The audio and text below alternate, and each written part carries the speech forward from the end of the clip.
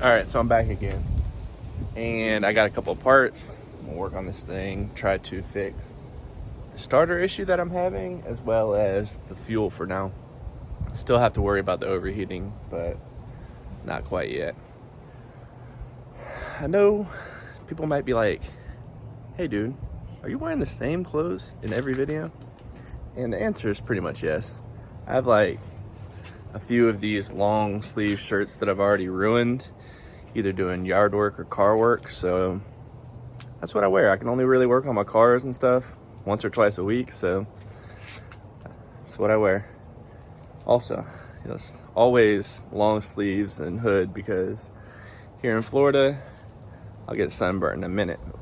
I used to tan or get tan from being out in the sun, but I realized that I don't want to be doing all that damage to my skin, so about 4 years ago, I started wearing long sleeves and hoods to keep the sun off my neck, my ears, everything. My hands still get a little sun and my face gets a little sun, but other than that, your boy's pale, so that's why I try to, I don't know, stay covered up. Protect your skin. All right, so I was kind of hoping that I could get down in here and get this solenoid off without pulling the whole starter off. And I can get to the, I guess the mounting bolts on this side. There's some on the other side too. But if you notice, there's a chisel, right? And a couple of blocks of wood that are kind of wedged in there. Let's see if you can see it down here. So yeah, there's the top view. So I guess it's story time now. Oops, my bad. Got y'all all kinds of which way. Anyhow, story time. So that little piece of handiwork that you were seeing there, my dad did that in like 2003 probably. That was like the year after I graduated high school. Me and a couple of my friends drove our cars down to Daytona, and that's when Daytona spring break was where it was at. So I drove this down there. I took A1A from North Florida from Jacksonville down to Daytona the whole way. And the problem is that right before I left, I had sealed up the valve cover, put a new gasket on it, and a side cover because it was leaking a little bit of oil. And I was like, all right, let me do that before this trip. So apparently I didn't put any RTV or something on it. I don't exactly remember what the issue was, but I got down there and it was still leaking oil. So what I did was, I was like, oh, maybe I just didn't tighten it enough. Wrong. So I go in and I tighten all these bolts. So like this one, the side bolts, I tightened the valve cover bolts. Just trying to snug them up because I thought that I hadn't tightened them enough. Well, I get back here to the very far back bottom one, and I tighten it up and it snapped. So it dumped all the oil out of the engine, and I didn't know what to do. So I was like, 18 or 19 or something like that, and hours away from home with a car that didn't have any oil in it. And I didn't want to ruin everybody's trip either, like by having a bunch of people trying to help me figure it out. So what I ended up doing was phoning a friend or phoning my dad, and he drove all the way down to Daytona, and this is what he came up with. He brought his van down and he had some random stuff in there, and he decided that he could stick a couple of pieces of wood and a chisel in between them to wedge it, and that would keep pressure on this back corner and keep the oil in it. And it's been like that since, like I said, 2003. My hat's bothering me. Oh, what's going on here? What's going on? Sorry. So since 2003, and now it's in the way. It's one of those things where it's like, it's been there for so long, and I have like so many memories about it, I'm afraid to take it out. Like, I don't want to take it out for two reasons. One, it was one of the things my dad did, and he passed away the following year, actually. And the other one is if I take it off, it's liable to dump all the oil again. I mean, it might have created a seal, just from being there so long, but I doubt it. So I know if I pull this out, it's probably going to dump all the oil. But it looks like I have to if I want to get the solenoid off, so, or even the starter off. So I guess that's what I'm going to do. All right, so I got the chisel and blocks of wood out, and it looks like I can get to these mounting bolts with the right combination of a swivel and some extensions and stuff. So that's what I'm gonna try to do. I'm gonna try to take the lazy route, pull those two off, pull those two off, undo the connections, and I think that this end over here just slides out. Oh, see if I can get some light on it for you. I think this end just slides out. I think that the solenoid just pulls that back, and that's what it's not doing good enough. Probably needs to be cleaned up and everything too. Maybe I should try to just clean it up beforehand, but while I'm down here, I guess I'm just gonna replace it. So I'm gonna take all these connections off, pull these bolts out, and see what happens. All right. So I got all the wires off. I got these two bolts out. Got to work on the two on the other side now, but it looks like I'll be able to get to them with this, extension and wobble. And then we'll see what happens. While I was down here and I was thinking about those blocks and I don't know, those blocks and that chisel and the story behind that, I was wondering, like, does everybody have those kind of stories, like, on why things are sentimental to them and whatnot? Do you hold on to stuff like that? Like, am I the only one? What's going on? So anyhow, if you have a story, add it down in the comments. Love to hear it. I'm gonna go ahead and try to get this off now though. Wish me luck. All right, so I was able to get this off. Little bit of trouble, not much. It actually came off easier than I expected. One of the things I noticed when I just took it off was that, like, if you look down here, let's see if you can get it. It looks like the inside of it is worn out, and it's like worn through it. See there? The plunger, I guess it would be called, that goes down in there. Where is it at? Oh, sorry. Oh, here you go. The plunger, I mean, seems to be in good shape. It's a little dirty, and it feels like it has some sort of grease on it. So I'm probably going to clean it off with some brake clean first. And then, since I don't know exactly if it's supposed to have grease on it, I'm gonna go to my old friend Google, see if I can find anything out, and then try to slap this thing back together and see what happens. All right, so I consulted the internet, and nobody on the internet agrees. I could have probably looked for like a service manual or something like that. Saw some people saying that, grease would potentially attract dirt, which I believe also. So they were saying that they don't grease it, or you shouldn't grease it. Other folks were saying they do grease it. Other folks were saying if you use anything, just use like a dry graphite lube. So what I'm gonna do is probably none of the above, and just cleaned this plunger up, and I'm not gonna put any lube on it. I figure if it was supposed to have lube, that it gave me some, or it said something in the box or in the note, or like instructions. Nothing of the sort. So it's getting no lube, and I'm about to try to throw this thing back together. So if I did it wrong, tell me I'm wrong in the comments, and maybe I'll come down here and take it off and lube it up. Hopefully it goes together as easy as it came off. I don't have high hopes though.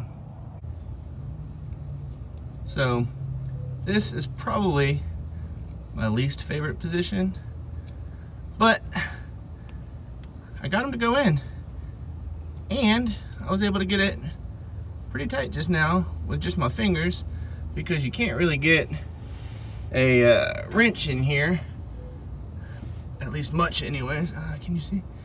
So I'm gonna get this other one tightened down as much as I can, and then see what I can do about getting it snugged up the rest of the way. But yeah, she went on. We're getting close. See what happens. Ooh, all right, y'all. There she is. New starter solenoid. Clean the plunger off. Got the connections good and tight. I'm about to hook this battery back up, and let's see what happens. I'm gonna take y'all in the car with me so you can get the first-hand experience on either the success or the failure of this project. So, what are your thoughts? Is it going to make that noise ever? First time? Next time? Anytime? Let's see. Oh! It's not fixed. Dang it. Well, that didn't work. Onto the fuel line, I guess, since project failed. All right, so I ran the hose from the shed all the way back over here again, so because I need to air this thing up to get under it. Oh, let's open this up a little bit more now. So I'm airing the tank up so I can lift the passenger side up, because that's where the fuel line runs down. So I'm going to lift that side up, try to get a jack under it. Definitely get a jack stand or something under it. But let's see if my laziness will pay off, if I'll be able to squeeze my chunky self underneath there. Yeah, this all needs love, but we'll get to this later. For now, I'm gonna go in here, try to lift up the passenger side without messing anything up. Let's see. On. This on.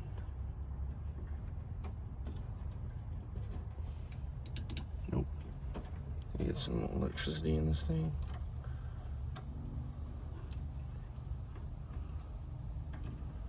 Let's try again. Nope. Get this up on this box now. Dang it, it's hard to do this finagling with one hand. See if I can just get this to touch. Nope, that's not gonna work. Oh, man, I'm wandering everywhere on you. Get this. Here's the problem. I'm too lazy to put a female connector on here. I don't even know when this was put on here, but too lazy to do that. So I've just been relying on, you know, gravity and stuff to do this. Oh, dang it, y'all. Why didn't y'all tell me that I just took the negative terminal off? Dang it. Of course it's not gonna work. Sounds like it's gonna work now. Something was on, the key was on, so the coil was getting energy. Oh no, this got juice here too. Okay, well, I guess it was holding on. So I'm gonna lift for the back and the front. I'm gonna lift the right side only. I try to do it somewhat slowly because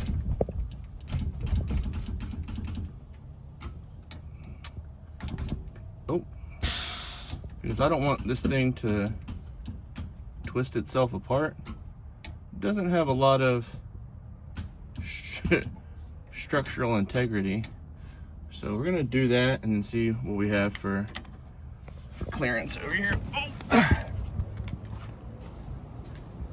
See what we got. Well, it's better than nothing. I can get a jack under it, but I can't get under it, and I can't get a jack stand under it, so guess I'm gonna go get the jack. Y'all wanna know something that's a minor inconvenience of doing everything in the backyard and not having a garage? This. Dragging this through the dirt over there to jack up cars. Oh goodness. I guess I do need a workout. Oh yeah, before I try to crawl under there and get this thing jacked up some more, I'll show y'all what I bought. Went on good old Amazon. Bought me a whole case of these spring clips. Apparently these are supposed to be better than your old worm drive or worm style clamps.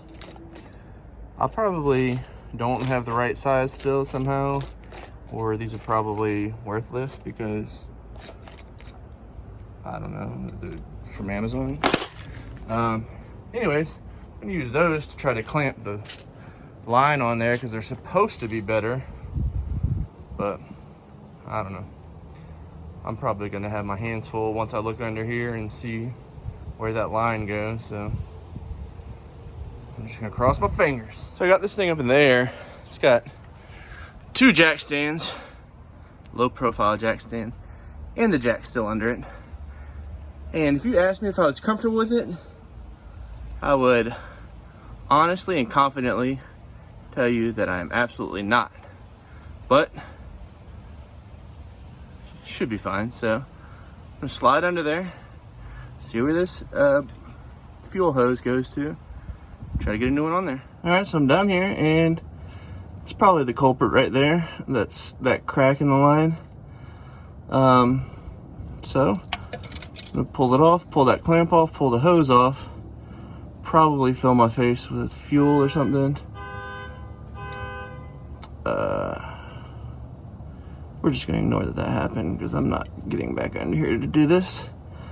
Yeah, pulling that off and gonna try to replace it. So hopefully I don't end up with fuel in my eyes.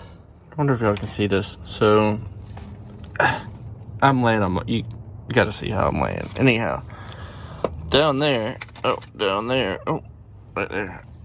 Down there is where I put that piece on, where it looked like that was the issue, right? At least one of the issues. Another issue looks like it's right here, where apparently the fuel line was dragging at one point, and so I like just zip tied it out of the way, right? Because that's what, 20-year-olds do. And so I was like, oh, it looks kind of thin, and I touched it, and she just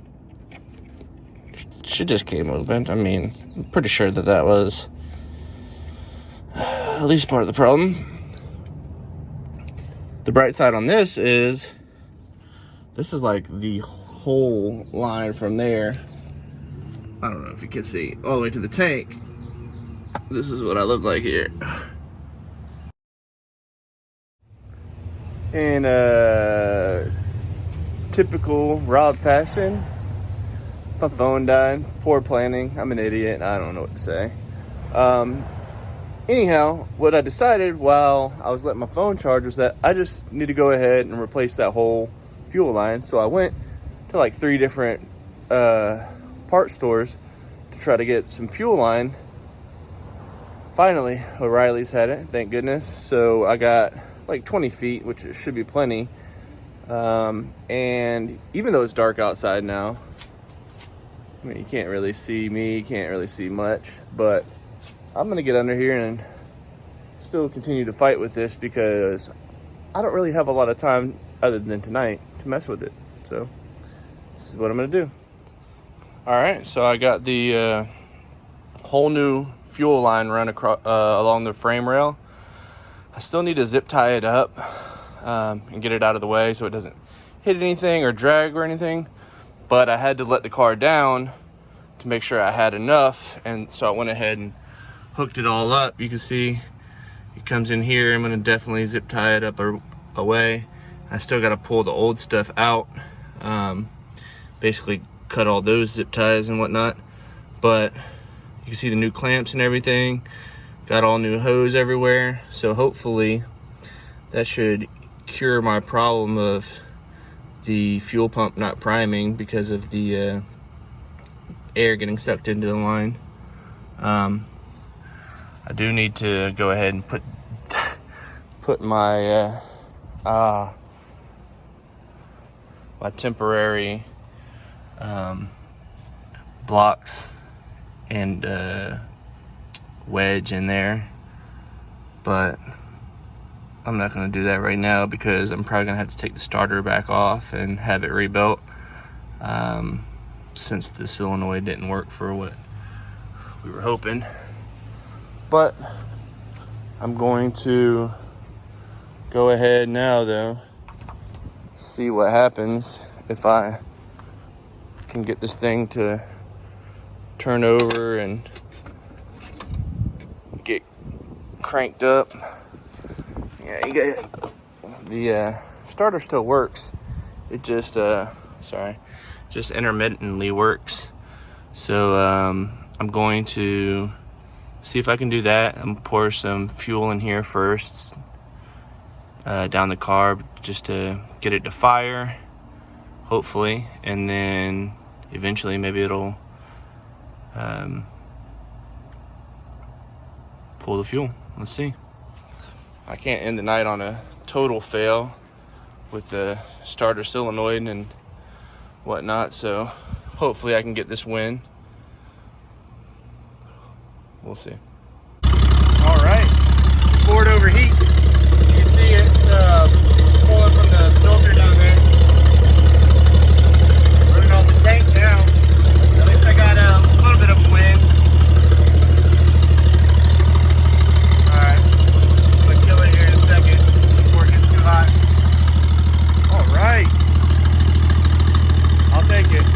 My win of the night. Time to clean up. All right. It's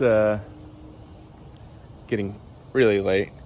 Anyhow, like you just saw, hopefully I hit record, I don't know. But anyways, got the engine pulling from the fuel tank instead of a fuel can, so that's a big win. When I was starting to clean up, I decided I wanted to, can you see back there? There you go. I wanted to get it all the way on the concrete. It wasn't really all the way on there before, but I pulled it forward and got a little bit of momentum and was able to get it to where, how's this gonna work there? To where it's completely on the concrete now. Still gotta fix the starter and figure out the overheating issue. So instead of taking the starter off and not being able to run the car, I can still get it to start. It just takes a little bit of finagling. So I'm gonna move to the overheating issue, like flushing it out and stuff. See if I can get it to cool a little bit better before I have the starter rebuilt. Because once I take it off, I can't do anything unless it forces me to take it off before then, but we'll see how it goes. Anyhow, if you're sticking around this long, this late with me, if you could go ahead and hit the subscribe button, maybe turn on notifications or something like that, be pretty sweet. But if not, it's cool too. Anyhow, y'all have a good night. See y'all next time.